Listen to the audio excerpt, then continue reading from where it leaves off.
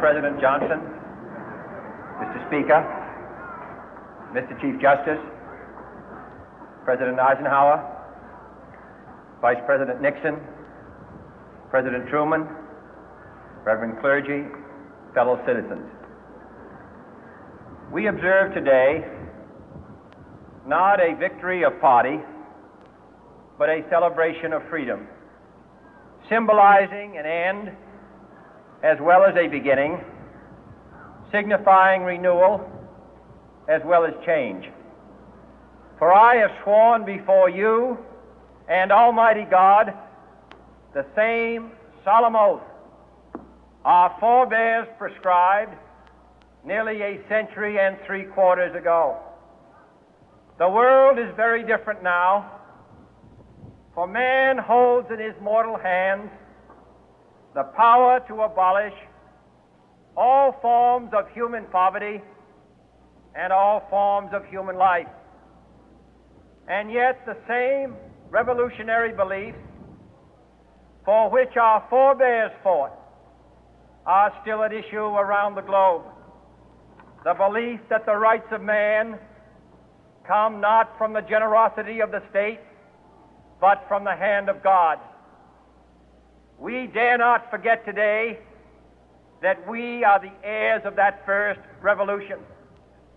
Let the word go forth from this time and place to friend and foe alike that the torch has been passed to a new generation of Americans born in this century, tempered by war, disciplined by a hard and bitter peace, proud of our ancient heritage, and unwilling to witness or permit the slow undoing of those human rights to which this nation has always been committed and to which we are committed today at home and around the world.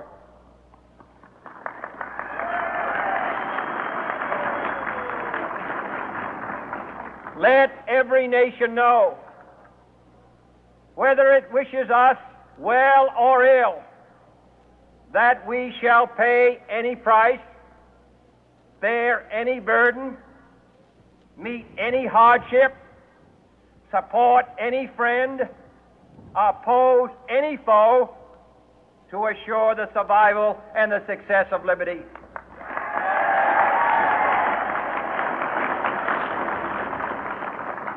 This much we pledge and more. To those old allies whose cultural and spiritual origins we share, we pledge the loyalty of faithful friends. United, there is little we cannot do in a host of cooperative ventures. Divided, there is little we can do, for we dare not meet a powerful challenge at odds and split asunder. To those new states whom we welcome to the ranks of the free, we pledge our word that one form of colonial control shall not have passed away merely to be replaced by a far more iron tyranny. We shall not always expect to find them supporting our view, but we shall always hope to find them strongly supporting their own freedom, and to remember that in the past, those who foolishly sought power by riding the back of the tiger ended up inside.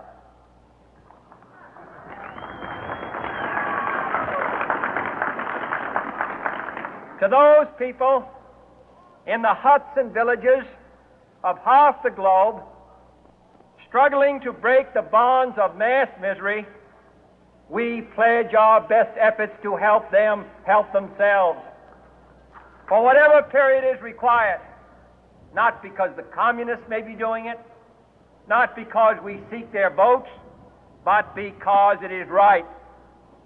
If a free society cannot help the many who are poor, it cannot save the few who are rich.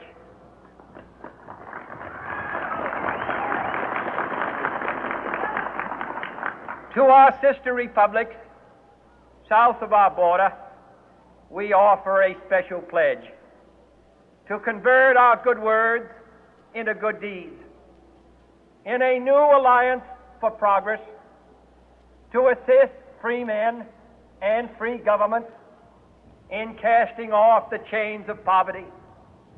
But this peaceful revolution of hope cannot become the prey of hostile powers. Let all our neighbors know that we shall join with them to oppose aggression or subversion anywhere in the Americas. And let every other power know that this hemisphere intends to remain the master of its own house.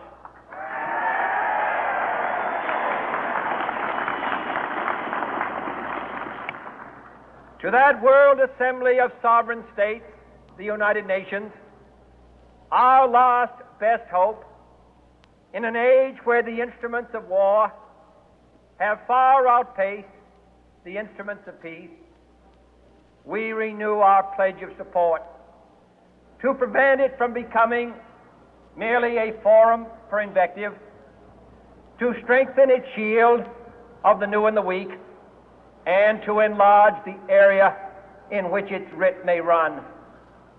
Finally, to those nations who would make themselves our adversary, we offer not a pledge,